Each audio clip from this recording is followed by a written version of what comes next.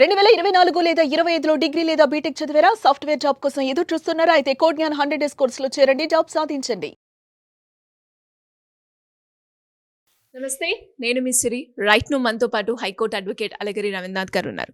Present మనం చూస్తే సమాజంలో జరిగే సంఘటనలు చాలా బాధని కలిగిస్తున్నాయి అని చెప్పొచ్చు. అందులో భాగంగానే రీసెంట్గానే జీడిమెట్లో జరిగిన సంఘటన ఏదైతే ఉందో, 16 ఏండ్ల కూతురు తన తల్లిని చాలా క్రూయల్గా చంపిన వార్తనైతే మనం వినడం జరుగుతుంది. అది కూడా తన ప్రియుడు తమ్ముడితో ఇద్దరితో కలిసి చాలా వైలెంట్గా తన తల్లిని అయితే చంపడం జరిగింది. సో మరి ఇలా మైనర్గా ఎవరైనా కూడా ఇలాంటి చర్యలకు పాల్పడ్డప్పుడు వారికి ఎలాంటి శిక్షలు ఉంటాయి? వీటి గురించి ఈరోజు క్లారిటీ ఇవ్వడానికి హైకోర్టు అడ్వకేట్ అలగిరి రవీంద్రనాథ్ గారు ఉన్నారు. వారిని అడిగి తెలుసుకుందాం. నమస్కారం సార్. నమస్తే అండి సిరి గారు. సార్, అసలు అంత చిన్న వయసులో తన తల్లినే అంత క్రూయల్గా చంపడానికి రీజన్ ఏమై ఉంటుంది? అది కూడా ఇప్పుడు చాలా మంది చెప్తూ ఉన్నారు సోషల్ మీడియా ప్లాట్ఫామ్లో ప్రియుడితో ప్రేమలో పడిపోవడం అండ్ అదే రీజన్ అని చెప్తూ ఉన్నారు. కానీ ఇలా చేసిన వాళ్ళు ఎవరైనా కూడా మైనర్ ఏజ్లో ఉన్నప్పుడు వాళ్ళకి చట్ట ప్రకారంగా ఎలాంటి శిక్షలు పడే అవకాశం ఉందంటారు? అసలు ఏం జరిగింది ఈ కేసులో సార్? ఈ కేసుకు సంబంధించి సిరి గారు, నిన్న పోలీసులు అందించినటువంటి వివరాల మేరకు అసలు సంఘటన యొక్క నేపథ్యం ఎలా జరిగింది, ముఖ్యంగా ఈ సట్ల అంజలి అన్నటువంటి ఒక 39 years వాళ్ళ మదర్, ఈమెకి ఒక ఇద్దరు కూతుర్లు అనమాట. భర్త ఎక్కడ దూరంగా ఉన్నట్టున్నారు. ఈమె పెద్ద కూతురు, ఆమెకు సుమారుగా 16 ఏళ్ల వయసు ఉంటుంది. సో మైనర్ కాబట్టి ఆమె పేరుని మనకి రివీల్ చేయట్లేదు మీడియాలో. సో ఈమె ఏంటంటే గడచిన ఒక 8 నెలలుగా సోషల్ మీడియాలో శివ అన్నటువంటి పటోల్ శివ అన్నటువంటి ఒక అబ్బాయితోటి ఆమె యొక్క లవ్ ట్రాక్లో ఉన్నట్టుంది. సరే, 15 ఏళ్ళకి లవ్ ట్రాక్ అంటే నేను దాని గురించి చెప్పట్లే. ఈ యొక్క సంఘటన యొక్క నేపథ్యాన్ని నేను మీకు వివరించే ప్రయత్నం చేస్తున్నాను. ఈమె మొన్న జూన్ 19వ తారీఖు నాడే ఇంట్లో చెప్పపెట్టకుండా అబ్బాయితో వెళ్ళిపోవడం కూడా జరిగింది. ఇది గుర్తించినటువంటి తల్లి పోలీస్ స్టేషన్లో కూడా కంప్లైంట్ చేసి ఈ సంఘటన ఇలా జరిగింది అని చెప్తే మరలా పోలీసులు వెతికి పట్టుకొచ్చి అమ్మాయిని మరలా పెట్టడం జరిగింది. ఇప్పటికి ఇది ఒకసారి కాకుండా 2-3 సార్లు ఆ అబ్బాయితో ప్రేమలో పడి ఆ అబ్బాయితో 2-3 సార్లు వెళ్ళడం కూడా జరిగింది ఇంట్లో చెప్పపెట్టకుండా. అయినప్పటికీ కూడా తల్లి ఇక్కడ 2-3 సార్లు మందలించింది. ఎందుకంటే తల్లి కథ ఎంతైనా మందలించి తన కూతురు బాగుండాలని కోరుకుంటుంది. ఇంకొక విశేషం ఇంపార్టెంట్ ప్రాధాన్యత ఏంటంటే, ఈ చనిపోయినటువంటి సట్ల అంజలి ఎవరు అని ఆరాధిస్తే ఒక విషయం తెలిసింది. తెలంగాణ స్వాతంత్ర సాయుధ పోరాటంలో పాల్పంచుకున్నటువంటి మొన్న 2వ తారీఖు నాడు అక్కడక్కడ మనకి శిలా విగ్రహాలు కనిపిస్తుంటాయి. చాకలి ఐలమ్మ అన్నటువంటి అందరికి పేరు వినే ఉంటారు. ఆ చాకలి ఐలమ్మ గారి యొక్క ముని మనమరాలు ఎవరైతే ఉన్నారో ఆవిడ ఈ సట్ల అంజలి. ఇప్పుడు ఈ చంపినటువంటి అమ్మాయి ఎవరంటే ఆమె యొక్క ముని మనమరాలే ఇప్పుడు ఈ అమ్మాయి. సో వాళ్ళ యొక్క కుటుంబం నుంచి వచ్చినటువంటి అమ్మాయిగా చెప్తున్నారు. అది కూడా కన్ఫర్మ్ చేశారు యాక్చువల్గా పోలీసులు కూడా మాట్లాడుతూ. సో ఆమె ఆ అబ్బాయితోటి ఏంటంటే మొన్న రాత్రి ఏం చేసిందంటే అమ్మాయి వెళ్ళి చాలాసేపటి నుంచి రాకపోతే సాయంత్రం 7-7:30 సమయంలో ఆ తల్లి పూజ చేసుకుంటున్నటువంటి సమయంలో ఈమె ఏం చేసిందంటే ఈ కూతురు ఈ ప్రియుడితో కలిసి వచ్చింది. వాడి పేరు శివ. వీళ్ళిద్దరు కలిసి వచ్చి ఆమె కూర్చున్న వెంటనే మెడ పట్టుకుని గట్టిగా నెట్టి వేసేసారు. నెట్టి వేయగానే ఆమె తల్లి వెంటనే పడి అపస్మారకంగా పడిపోతే ఆ గొంతు నిలిపి చాలాసేపు చంపేశారు. గొంతు నిలిపి చంపిన తర్వాత ఆమె నిజంగా చనిపోయింది అనుకుని వీళ్ళిద్దరు బయటకు వచ్చేసారు.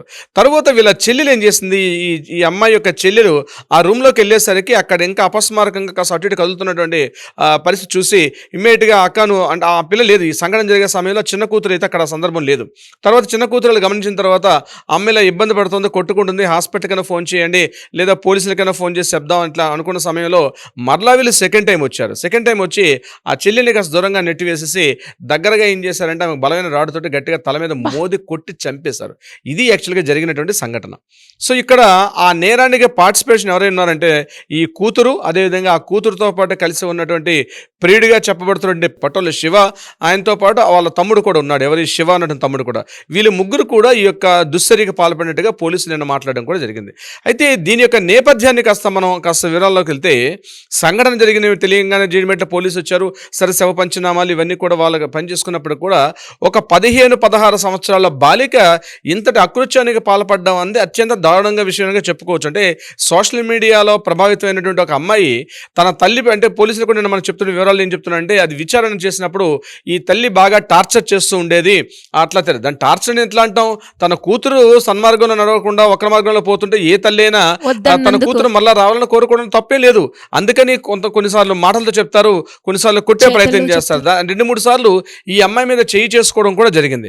సో ఇక్కడ జరిగిన విషయం ఏంటంటే, వీళ్ళు మైనర్లుగా ఉన్నారని చెప్తూ ఆ అబ్బాయి వయసు మాత్రం 18-19 సంవత్సరాలు ఉన్నట్టుగా తెలియవస్తోంది.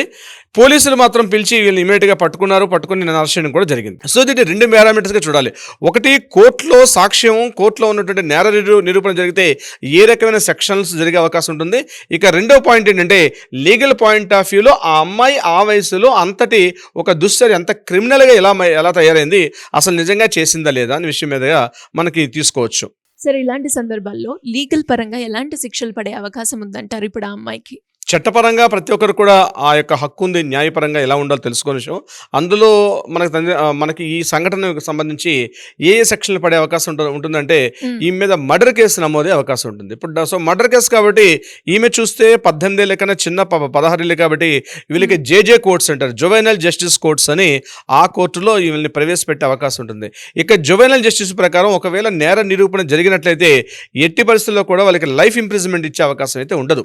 వేరే కేసుల్లో మేజర్స్ చేస్తే లైఫ్ ఇంప్రిజన్మెంట్ కానీ లేకపోతే అదేవిధంగా వాళ్ళకి హ్యాంగ్ చేసే అవకాశం ఉంటుంది, కానీ లైఫ్ ఇంప్రిజన్మెంట్ ఉండే అవకాశం అయితే చాలా తక్కువగా ఉంటుంది. బికాస్ ఆఫ్ మైనర్స్కి లైఫ్ ఇంప్రిజన్మెంట్ అనేది మన చట్టాల్లో ఎక్కడ కూడా లేదు. సో ఇప్పుడు ఏం చేశారు, పోలీసులు పిలిచి ఆ అబ్బాయిని ఆ అమ్మాయి యొక్క ఆధార్ కార్డ్స్ తీసుకొని నిజంగా వాళ్ళ డేట్ ఆఫ్ బర్త్ కన్ఫర్మా కాదా, ఇప్పుడు వాళ్ళని జువైనల్ అంటే ఇప్పుడు నేను చెప్పినట్టు జువైనల్ జస్టిస్ కోర్టులో ప్రవేశపెడతారా లేదా మన క్రిమినల్ కోర్ట్స్లో కూర్చోబెట్టి ఆమెని ఇంట్రాగేషన్ చేస్తారన్న విషయం మీద ఉంటుంది. ఇక్కడ జువైనల్ కోర్టులో ఇంట్రాగేషన్ చేసేటప్పుడు ఆమెని ముందుగా ఏం చేస్తారంటే ఆమె మానసిక స్థితి బాగుందా లేదనే విషయంతో పోలీసులు ఏం చేస్తారంటే మెడికల్ టెస్టులు చేస్తారు, అంటే సైకలాజికల్గా టెస్టులు కొన్ని జరుగుతాయి. ఒకవేళ ఆమె మానసిక స్థితి బాగాలేదు, ఏదో ఒక సైకలాజికల్ డిజార్డర్ తోటి ఆమె చేశారన్నప్పుడు అది ఆ రకంగా కన్ఫర్మేషన్ అయితే శిక్ష తగ్గే అవకాశం ఉంటుంది. లేదా ఆమె సైకలాజికల్గా మానసికంగా అన్ని విధాలుగా బాగానే ఉంది, కేవలం కావాలని క్రూయల్టీగా చేసిన విషయం నిరూపణ అయితే మాత్రం ఆమెని లైఫ్ ఇంప్రిజన్మెంట్ ఇవ్వకపోయినా ఆమెకి మరలా దీనిలో చేసే విధంగా ఉంటుంది. ఒకవేళ ఆమె కోర్టులో ఆమె ఏజ్ కానీ మేజర్ కానీ 17-18 ఏళ్ళగా తేలినట్టయితే మాత్రం తప్పనిసరిగా వాళ్ళకి క్రిమినల్ కోర్టులో ఇంట్రాగేషన్ అవుద్ది, అప్పుడు కఠినంగా ఉండే శిక్ష కూడా అవకాశం ఉంటుంది. ఇది ఒక విషయం. ఇకపోతే ఈ అమ్మాయి చేసినటువంటి కేసు విషయానికి వచ్చినట్లయితే ఆ యొక్క కేసు నేపథ్యానికి వస్తే ముందుగా చంపడానికి వెళ్ళారు, మరలా ఆమె ఇంకా చనిపోలేదని మళ్ళీ సెకండ్ టైం మళ్ళీ చేయడం జరిగింది. అంటే ఇక్కడ 2 రకాలుగా తీసుకుంటారు కోర్టు. ఎలా పరిగణిస్తుందంటే చంపే ప్రయత్నం చేయడం ఒక కేసు, చంపడం మరొక పాయింట్, చచ్చిపోయేటట్టుగా చంపడం ఇది 3వ పాయింట్. ఇక్కడ 3 పాయింట్లు ఉన్నాయి, గుర్తుపెట్టుకోండి. ఒకటి చంపే ప్రయత్నం చేయడం, అటెంప్ట్ టు మర్డర్. ఒకటి చంపడం, ఆవేశంలో కోపం వచ్చింది, కోపం టప్పన కొట్టేస్తాను, వెనక్కి వెళ్ళిపోయాను. ఆమె చనిపోయిందా చనిపోలేదా పట్టించుకోలేదు. కానీ ఇక్కడ ఈ కేసు యొక్క నేపథ్యానికి వచ్చేసరికి ఆమె ముందుసారి కొట్టి ఆమె యొక్క గొంతు పిసికి గొంతు నులిమి చంపేశారు. మరలా వెనక్కి వచ్చి ఇంకా ఆమె బతుకుందని తెలిసి మరలా లోపలికి వెళ్ళి ఆమెను పూర్తిగా చచ్చేటట్టుదాకా కొట్టారు. సో ఇక్కడ దీన్ని ఎలా తీసుకుంటారంటే ప్యూర్లీ కంటెస్ట్ ఎట్లా వస్తుందంటే ప్యూర్లీ చంపడం అనే ప్రయత్నం చేయడమే కాదు, కొట్టడం, చంపేటట్టు పూర్తిగా చచ్చిపోయేదాకా ఆమెను హింసించి చంపడం అనేది అది తీవ్రమైన హినీయస్ నేరంగా పరిగణిస్తారు. ఈ నేరాన్ని కఠినంగా శిక్ష ఉండే అవకాశం ఉంటుంది. వీటితో పాటు ఈమెకి ఎవరైతే సహాయపడ్డారో, అంటే కేవలం ఈ అమ్మాయి చేసిందా లేకపోతే అక్కడ పోస్ట్ మార్టంలో ఎవరి వేలి ముద్రలు ఉన్నాయి, ఎవరెవరి హస్తం ఉంది, ఇందులో ఎవరి ఇన్వాల్వ్మెంట్ ఉంది, ఇవన్నీ కూడా పరిగణలో తీసుకుంటారు. ఒకవేళ ఆ అబ్బాయి చేసినట్లయితే అప్పుడు ఈవిడ నేరాన్ని ప్రేరేపించే విధంగా ఉంటుంది. నేరం చేసింది ఇక్కడ ఆ అబ్బాయి అనేటైతే ఆ అబ్బాయికి కఠినంగా శిక్షలు పడే అవకాశం ఉంటుంది. ఏదేమైనప్పుడు కూడా ఇటువంటి ఆలోచన అది తల్లిదండ్రులు కావచ్చు, సోదరులు కావచ్చు, ఫ్రెండ్స్ కావచ్చు, వాళ్ళని నాకు అడ్డుగా ఉన్నారు కాబట్టి వాళ్ళ జీవితం తొలగించాలి అన్నటువంటి ఆ ఆలోచనే తప్పని మనకి న్యాయస్థానం చెప్తున్నాయి. మనకి శిక్షలు కూడా బహుశా అలాంటి అవకాశం ఉంటుంది. ఏదేమైనప్పుడు కూడా ముఖ్యంగా ఈ టీనేజర్లు ఉన్నటువంటి అమ్మాయిలు కావచ్చు, అబ్బాయిలు కావచ్చు, తెలియనటువంటి ఒక రకమైనటువంటి ఒక మానసిక పరిపక్వత లేకుండా ఇటువంటి దుశ్చర్యలకు పాల్పడడం అనేది అత్యంత హేయమైనది, అత్యంత జుగుప్సాకరమైనది. ఇట్లాంటిది జరగకూడదని మనం ఆశిద్దాం.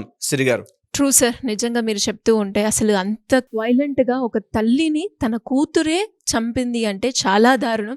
అసలు సమాజం ఎటువైపు వెళ్తుంది మీరు అన్నట్టుగానే, అంటే చట్ట ప్రకారంగా ఎలాంటి హక్కులు ఉంటాయి, ఎలాంటి విలువలు ఉంటాయి అని మనం ఎలా మాట్లాడుకుంటున్నామో యాజ్ ఎ హ్యూమన్ బీయింగ్గా, ఒక కూతురుగా, ఒక తల్లిగా ఇప్పుడున్న బంధాలకి అలాంటి విలువలు చాలా తగ్గిపోయాయి అని చెప్పొచ్చు.